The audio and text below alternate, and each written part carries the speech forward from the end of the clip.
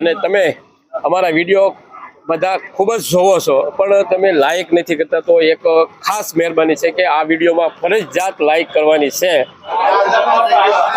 જો આ લિફ્ટ પણ ખુલી ગઈ છે અને લિફ્ટની અંદર તો ભરસક જો પૌવા બટેકા નથી, સેવ ખમણ અને ગાંઠિયા છે અને ફૂલ ડીશ સાથે મરચા પણ આપે છે. નાસ્તા પાણી કરી દીધા અને હવે જે અહીંથી નિઃશુલ્ક બસ દ્વારા જે કથા મંડપમાં લઈ જવામાં આવે છે તેની લાઈનમાં ઊભા છે. તમે જોઈ શકો છો, જો આ 3 બિલ્ડિંગ છે, એક આ બાજુ છે, એક આ બાજુ અને એક આની પાછળ આવી 3 બિલ્ડિંગ છે અને તેની અંદર 3000 ભાવિકો છે તેમને ઉતારો આપવામાં આવ્યો છે. My name is D.K. Patel. I am retired vice principal from North Gujarat University.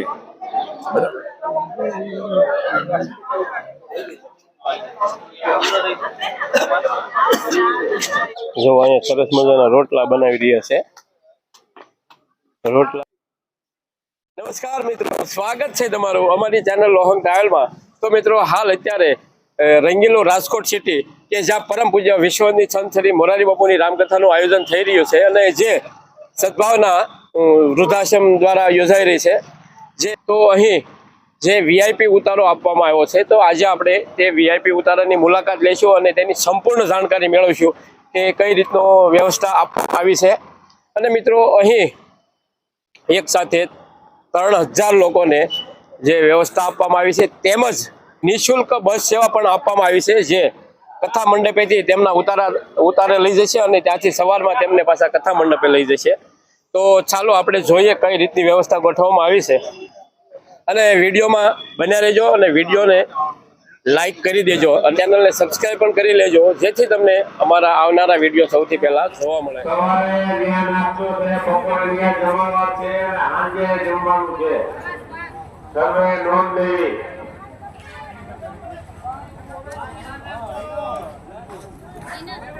આગળ વિડીયોમાં જોયું હતું કે જ્યાં ઉતારો આપવામાં આવ્યો છે મહેમાનોને, ત્યાંથી કથા મંડપ સુધી જે નિઃશુલ્ક સેવા આપી રહી છે તે બસ તમે જોઈ રહ્યા છો અત્યારે કે જે શ્રોતાજનો છે જે બસની અંદરથી ઉતરી રહ્યા છે અને જે ઉતારો આપવામાં આવ્યો છે ત્યાં જઈ રહ્યા છે.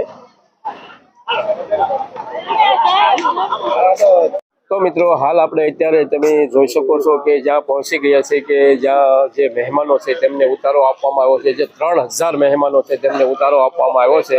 તો આપણે અંદર જઈએ અને જોઈએ. મિત્રો, અહીં જ્યારે આપણે એન્ટ્રી કરીએ છીએ, પાસ હોવો જે તમારે આગળ ત્યાં એ તમને કથા મંડપ છે ત્યાંથી તમને મળી રહેશે પાસ.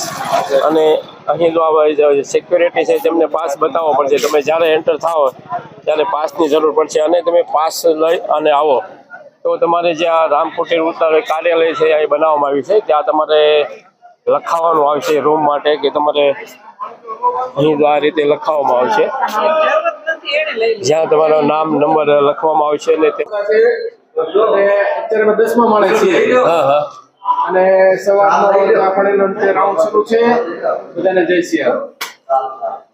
રૂમ આપવામાં આવી હતી ત્યાં તમે જોઈ શકો છો કે અમે 10મા માળે છીએ અને અહીંયા લિફ્ટની સુવિધા પણ તમે જોઈ શકો છો. એક સાથે 5 લિફ્ટ છે અને તમે જેવા જ લિફ્ટથી બહાર આવો એટલે બધા જ માટે બધા જ માળ ઉપર આવી જે અહીં સ્વયંસેવક ભાઈઓ છે તેમની દ્વારા સરસ મજાનું પાણીની પણ વ્યવસ્થા કરવામાં આવેલી છે કે રાતના કોઈ જે શ્રોતાજનો હોય છે તેમને નીચે પાણી લેવા ન જવું પડે તે માટે પાણીની પણ સુવિધા કરવામાં આવી છે. અને હવે હું તમને અમે કયા જે રૂમનો તમને નંબર બતાવી દઉં.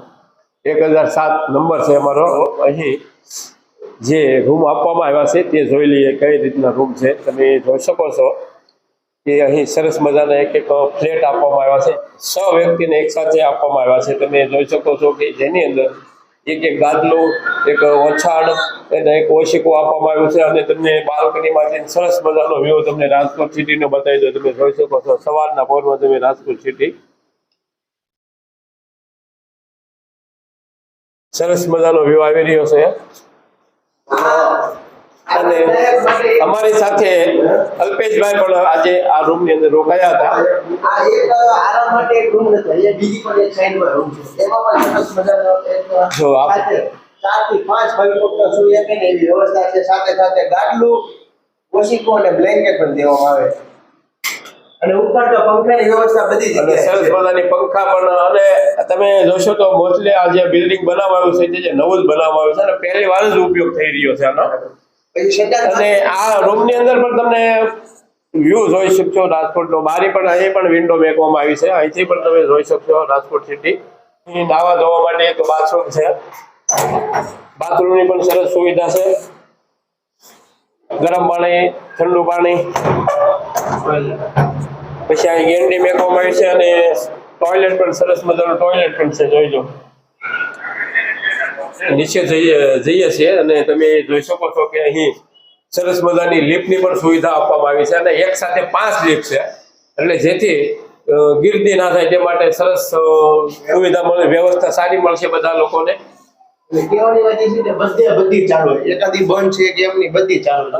લિફ્ટ આવી રહી છે, તમે જોઈ શકો છો અત્યારે 9મા માળે પહોંચી ગઈ છે. લિફ્ટ આવી ગઈ છે અને જો લિફ્ટ ખુલી રહી છે જ્યારે આપણે જવાનું છે નીચે.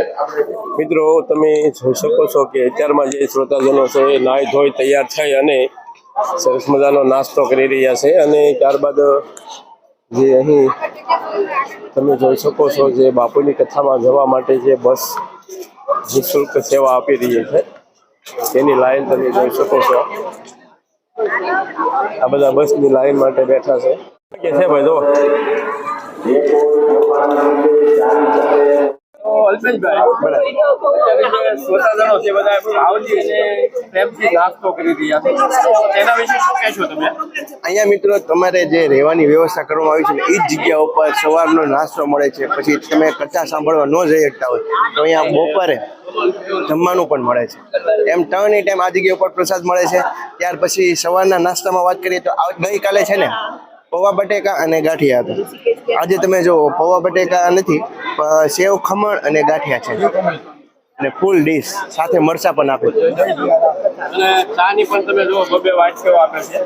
ચાની પણ બબે ચા માટે વાટકીઓ. પણ સરસ વ્યવસ્થા બીજી છે. વાર ન લેવા જવું પડે એ માટે બબે વાટકીઓ પણ. My name is D.K. Patel. I am retired vice principal from North Gujarat University.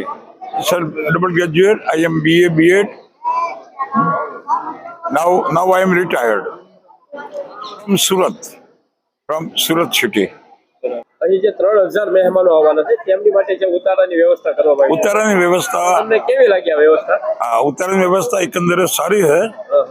લોકો આરામથી રહી શકે છે અને નાસ્તા પાણી વગેરેની વ્યવસ્થા સારી છે. રહેવાની વ્યવસ્થા પણ સારી છે અને જવા આવવા માટે ગાડીની પણ વ્યવસ્થા છે. નીચે મૂકી છે ને વ્યવસ્થા, એ પણ વ્યવસ્થા સારી છે.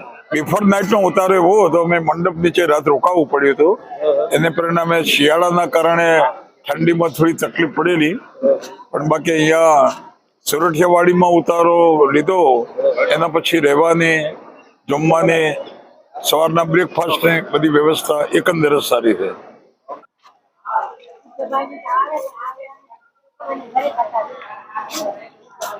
મિત્રો અહીં તમે જોઈ શકો છો કે જે મહેમાનો છે તેમની માટે અહીં સ્પેશિયલ રસોડું પણ બનાવવામાં આવ્યું છે, જેથી જે લોકો માનો કે બપોર પછી બપોરના કથા પૂરી થયા બાદ ત્યાં પ્રસાદ લઈ અને ઉતારે આવતા હોય છે તો સાંજના તેમને કથા મંડપે જવું ના પડે તે માટે તેમની માટે સ્પેશિયલ અહીં પણ એક ભોજનાલય બનાવવામાં આવ્યું છે, જ્યાં અત્યારે સરસ મજાની રસોઈ બનાવી રહ્યા છે. તમે જોઈ શકો છો કે અહીં જે શ્રોતાજનો રોકાય છે તેમની માટે બપોરનું ભોજન પણ અહીં બનાવવામાં આવે છે અને સાંજ અને સવારનો તો ફરજિયાત બધા જ લોકોનો પ્રસાદ હોય છે. જો અહીંયા સરસ મજાના રોટલા બનાવી રહ્યા છે. રોટલા અને એકદમ સાદું ભોજન મળે તે માટે અહીં જો એક રોટલીનો મોટો તાવો પણ લગાવવામાં આવ્યો છે, જેથી રોટલી પણ તાજી મળી રહે. જો અહીંયા પીંડા બનાવી રહ્યા છે રોટલીને, તમે જોઈ શકો છો. અહીં પીંડા લગાડી અને તાવા પર ચડી રહી છે રોટલી. તો મિત્રો આજે આપણે પરમ પૂજ્ય વિશ્વની સંતરી મોરારી બાપુની કથા જે રાજકોટ મુકામે ચાલી રહી છે તેમનો જે ઉતારો આપવામાં આવ્યો છે તેમની સંપૂર્ણ જાણકારી લીધી. તો કેવો લાગ્યો આ વિડીયો કોમેન્ટ કરીને જરૂર બતાવજો અને કોમેન્ટમાં તમારો અભિપ્રાય પણ આપજો. અને આ વિડીયો તમને પસંદ આવે તો વિડીયોને લાઇક કરજો, તમારા મિત્ર મંડળને શેર કરજો, જેથી તે લોકો પણ અહીંના જે ઉતારા વિશે સંપૂર્ણ જાણકારી મેળવી શકે.